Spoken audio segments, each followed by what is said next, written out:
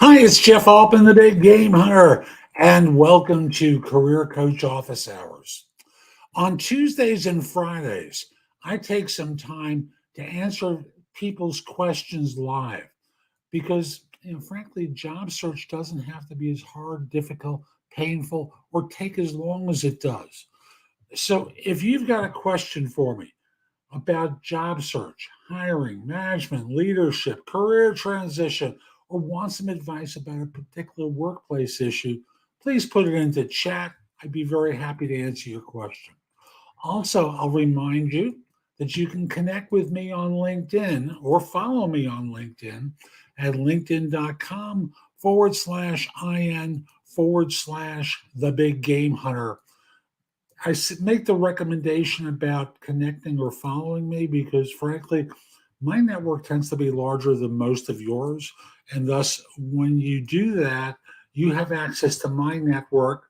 They become your second levels or add to your second levels and gives you more outreach or more reach, I should say, with the work that you do to try and network. So I'll also mention my website, thebiggamehunter.us. There you can schedule time for a free discovery call, a coaching session, find out about my courses, books, and guides. You know, there's just a lot there that's going to help you with your job search. Plus, you can schedule time for a free discovery call, schedule time for coaching session with me. I make it very easy to schedule time. There's just obvious buttons there that say schedule, and you can do that. Lastly, I'm a prolific content creator. So you can subscribe to JobSearchTV.com, or what's new now is you can use handles on YouTube. So if you do @JobSearchTV, that's my channel on YouTube. You can go there, and I've got thousands of videos available to you. Or if you want to watching a big screen set, there's an app on Amazon. So if you've got a Fire TV or a Fire Stick, you can download it there. Or you can watch me on bingenetworks.tv, which is on 300 streaming services around the world, and watch me on your set on bingenetworks.tv. Also, subscribe to No BS Job Search Advice Radio, which is the #1 podcast on Apple Podcasts for job search. No show has done as many episodes as I have. It's almost 2,500 episodes. We're close to celebrating our 12th anniversary. Like November 20th is the 12th anniversary of the show. So there's a lot of great material that's available on the website. Go there, go exploring, schedule time for a free discovery call or a coaching session. I'd love to help you. So I'm just going to remind you that, again, if you've got a question for me, you can put it into chat. I always answer questions that are in chat. I don't always get to the ones that are sent to me through LinkedIn. Again, my page there is linkedin.com/IN/ the big game hunter. I go for about 30 minutes on these shows, but if I'm feeling a little off or feeling a little tired, I cut the show short a little bit. So I always get to the ones that are in chat. Okay. So I've got a first question here, which is, if you put your 2 weeks notice in, but never turned in a resignation letter, can you still rescind your offer or rescind your notice? And the answer is, well, if they're thrilled to be getting rid of you, it doesn't matter. They're going to say, nope, done, over. We got someone who's going to be joining, and you're done. If they haven't hired anyone, you've got a shot. If you're someone who's, if they've gone out and interviewed and selected someone to replace you, you can't save your job. They've moved on. So the answer very simply is a big resounding maybe. You've got a shot. Act quickly because you may lose this opportunity because they already acted based upon you giving them notice. So once you put in the letter of resignation, they took that at face value. I'm sorry. Once you gave them 2 weeks notice, they accept that and they are going to assume that you're quitting because that's what the intention was, right? So that you never put in a resignation letter. This is being hopeful and optimistic that this is a technicality that you can use that just doesn't exist. What is the hardest part of working in the staffing industry? People. People is the hardest part of any workplace, and the staffing industry is no different. So I'm going to interpret the staffing industry as working with a temp agency that's filling roles. So the joke in the recruiting business was always, how can you tell an applicant is lying to you? Their lips are moving. How can you tell one of your corporate clients is lying to you? Their lips are moving. And how can you tell that a recruiter is lying to you? Yes, their lips are moving. The hardest part of being in the staffing industry is that you're working with people. Your income is predicated on your ability to fill jobs and find the right person for your client at the right price point. It's a sales role. And working as a salesperson, a recruiter in the staffing industry, before you earn an income, you've got to persuade two parties to accept the deal. You have to find someone that the client wants to hire at a particular price that they're willing to pay, and you've got to persuade an individual to join your client at that particular price and work for them. This is not as easy as it sounds. Oh, I do this all the time. Yeah, you don't. No, you don't. So I'll just simply say the hardest part is working with people who are always posturing for advantage. Companies are trying to get the best deal. Candidates are trying to get the best deal. And so are you, because you're in a situation where how much you make comes out of the margin between the other two parties. So it's a hard business. You've got to sell two sides in order to be successful. And I'll just simply say it's not as easy as people think when they're sitting back and going, why are they making so much money? All they're doing is putting two people together. I'm actually doing the work. Well, that putting the two people together is not so easy. I know you think it is, but it isn't. What should software developers do next when they are put on a performance improvement plan? There was a great answer on Quora. Basically, a performance improvement plan is a detailed description of the expectations of your employer and manager, what they have for you in your current role, as well as areas in which you're not meeting those expectations. It should include concrete steps for you to take to improve performance and should outline a clear timeline for completion, usually within 30 or 60 or 90 days after you've been put on the plan. That's a simple description of what a PIP is, a performance improvement plan. But what should you do is follow their instructions, follow their directions, and make sure that you're over communicating during that period of time so that people know what you're doing and there are no surprises. After all, they've put a gun to your head. And in putting that gun to your head, they want to know that you're doing the work. And if you aren't, or you wait until the last moment to suddenly tell them, surprise, I did what you wanted me to do, woohoo. Well, they like to know it along the way, so they feel like you're making an effort. That effort may save your job.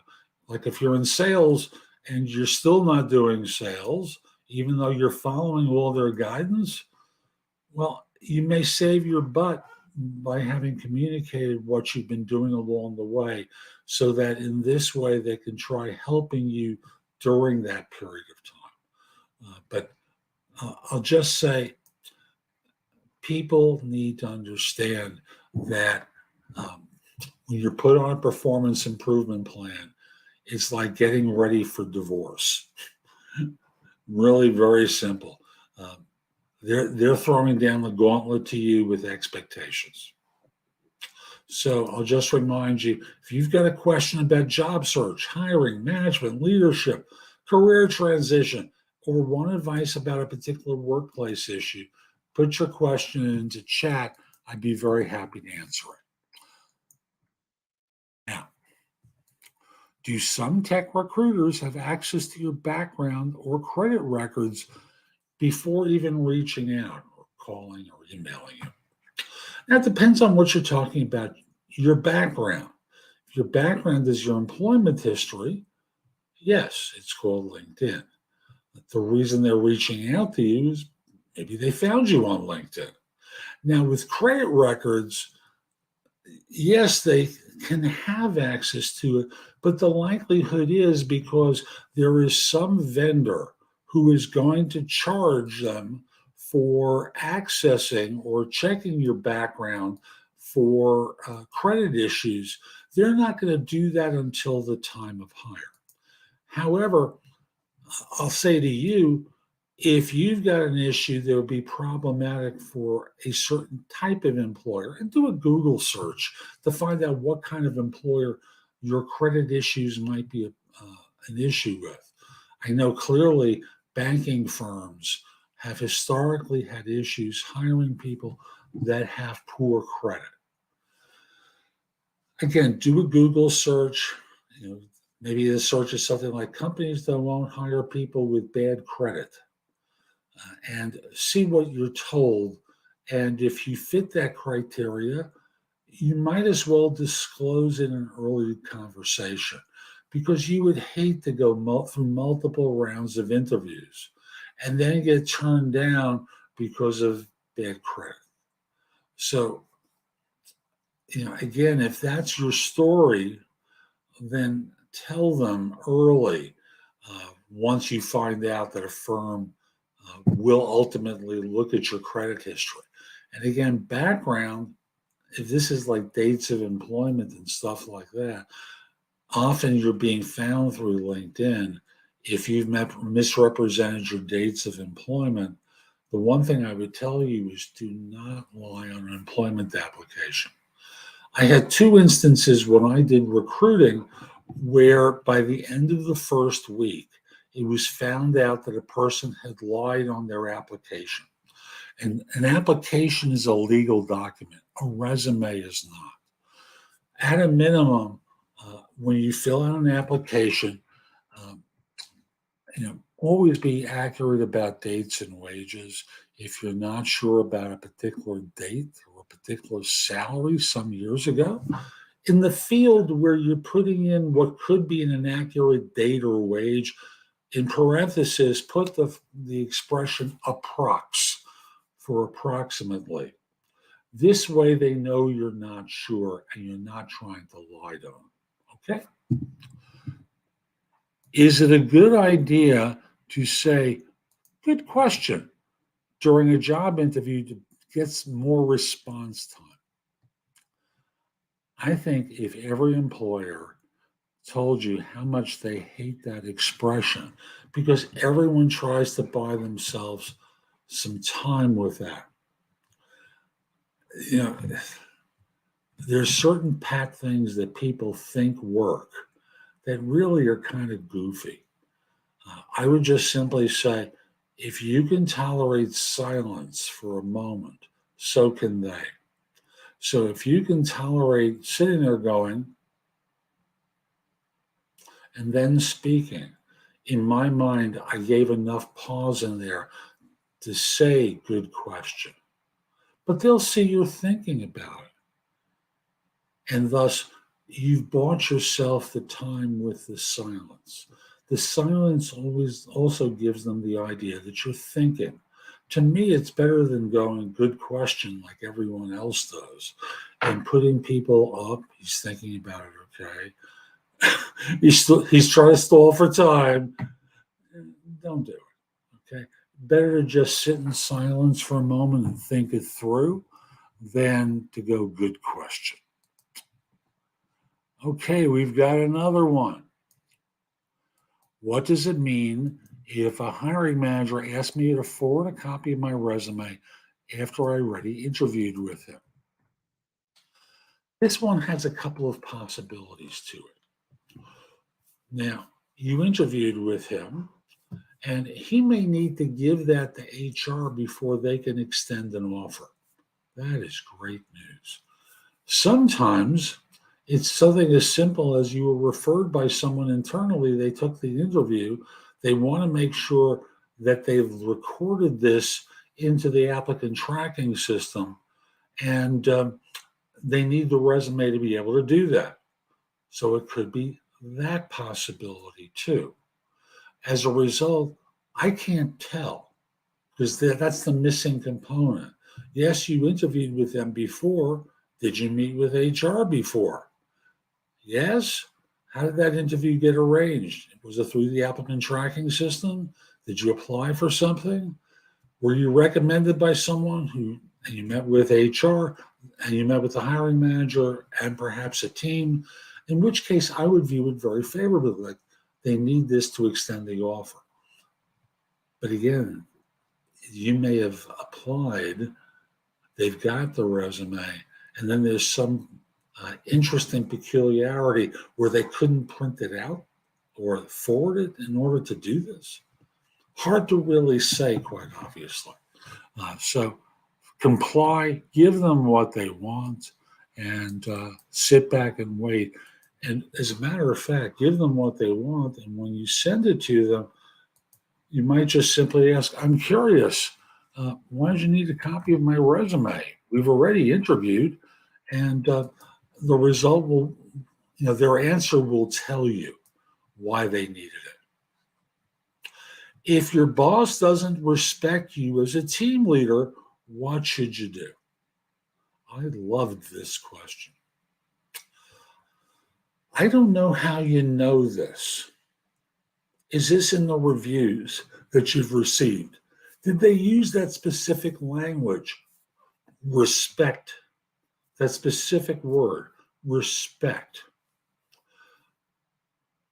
If so, I would sit with them and say, hey, look, I want to get better. What can I do to get better and win your trust?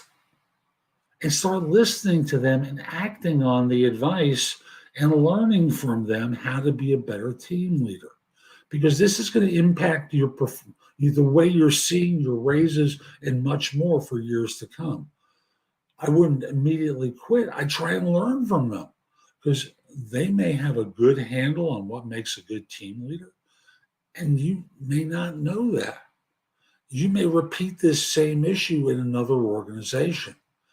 Hunker down, follow their advice, do the work, but what you should do is meet with your manager, understand what the issue is, what you can do to be better, and get better.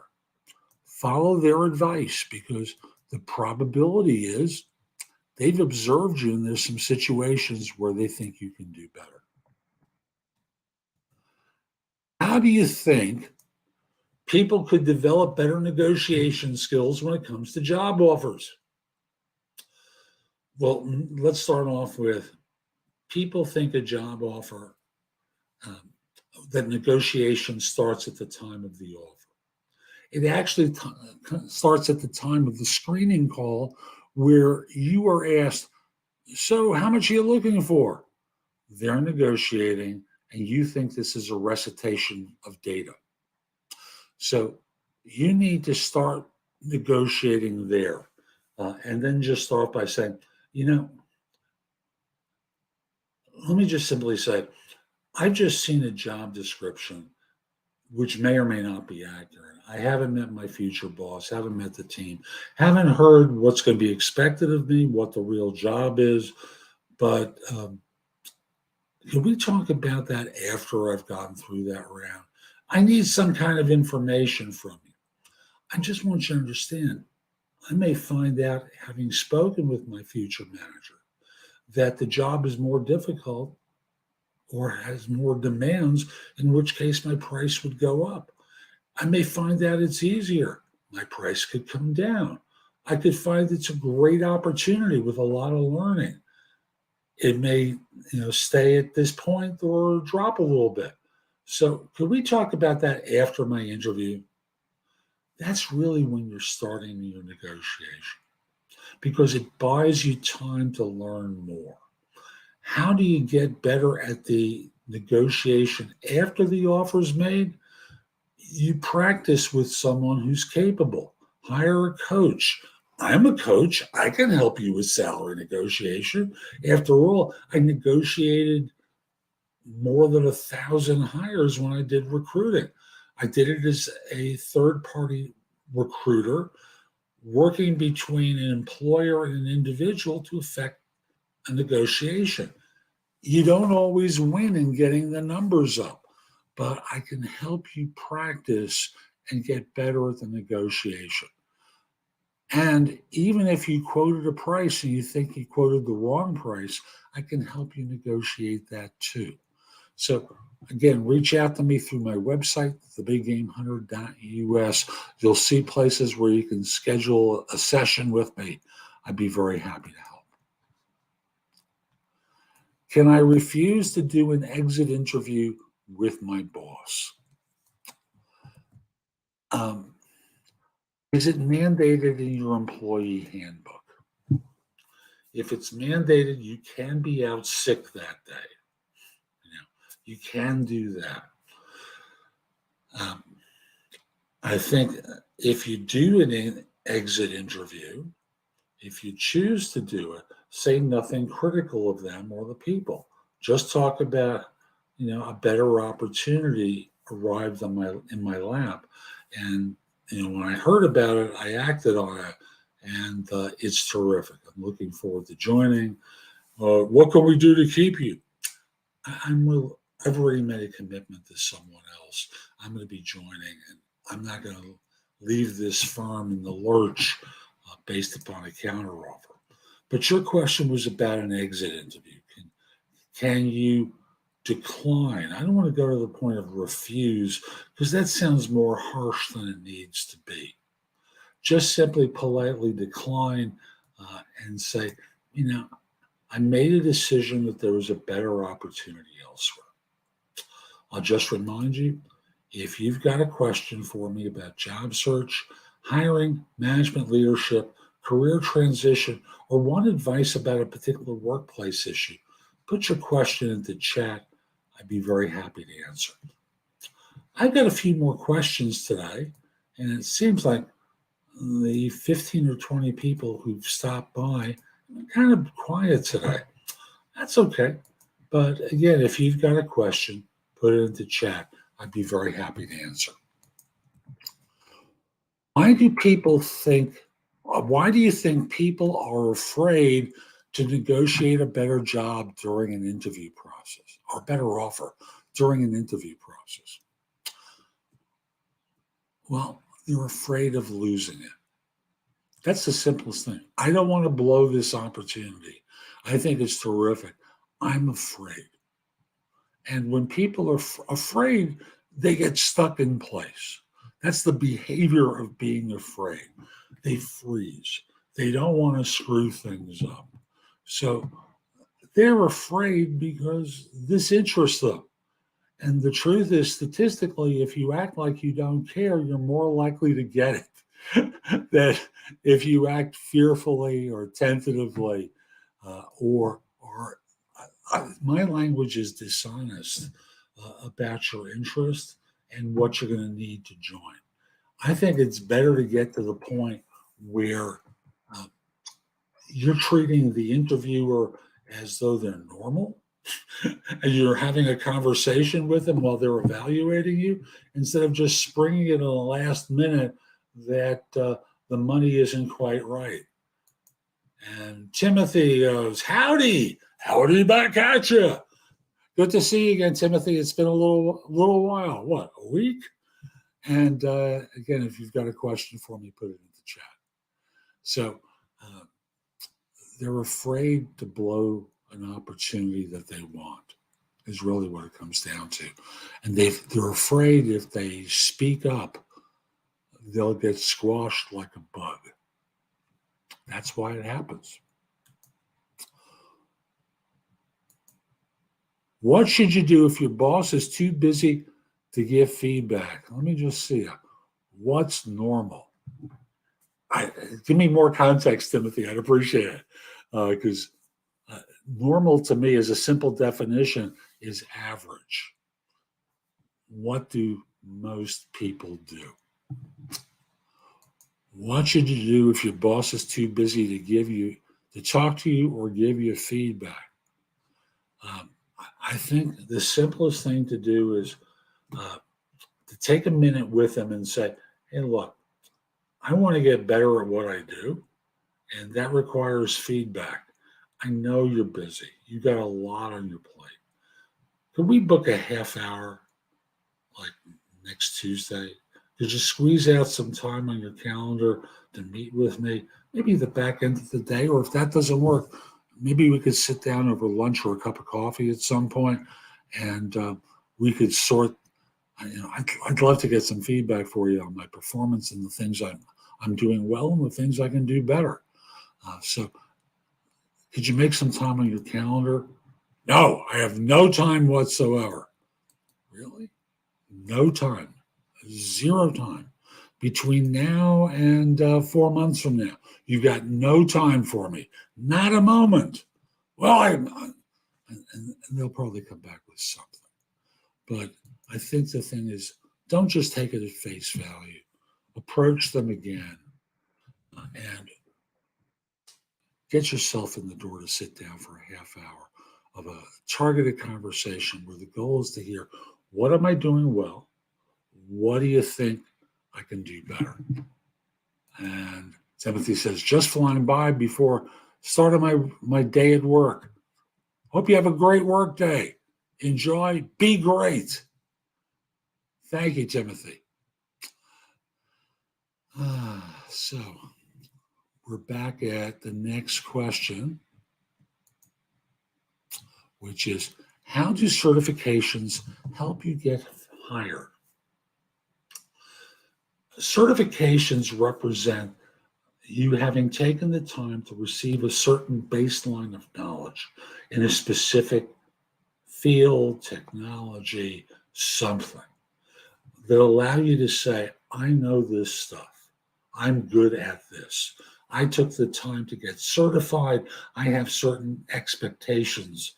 You can have certain expectations of me that I can fulfill because I got certified. So the way it helps you get hired is it helps you get in the door, because most people never get in the door. So an employer will see a certification, and have an expectation of you for having received that certification. So simply, it helps get you in the door for the interview based upon the expertise that a firm is looking for and the fact that you took the time, the effort to get certified. I think this is going to be my last question today. What tips or advice can you offer on how to get hired when you're very overqualified for the job? The overqualified question. I haven't had this one in a long time. So why do you want to take a step down? Now, it's hard to get in the door when you're overqualified because you're probably making more money than what the job is prepared to pay. So, I'll give an example. There's the classic VP who wants to apply for a manager's position and thinks that she or he can make the same money even though they've taken a significant step down. They can do the job, they think. There's certain things that they are going to be rusty in, but getting in the door is going to be a problem. So the first thing is to tailor your resume to demonstrate your fit for the role. Don't have your existing title. Because, like I said, if you're an SVP looking at a manager's job, why would they want to talk to you? You also want to maintain currency with the qualifications of the job.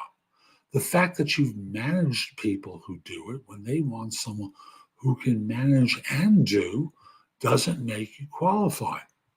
So if you're very overqualified for a job, they're not going to pay you what you're used to making. So you have to convince them that you're qualified, which you're overqualified.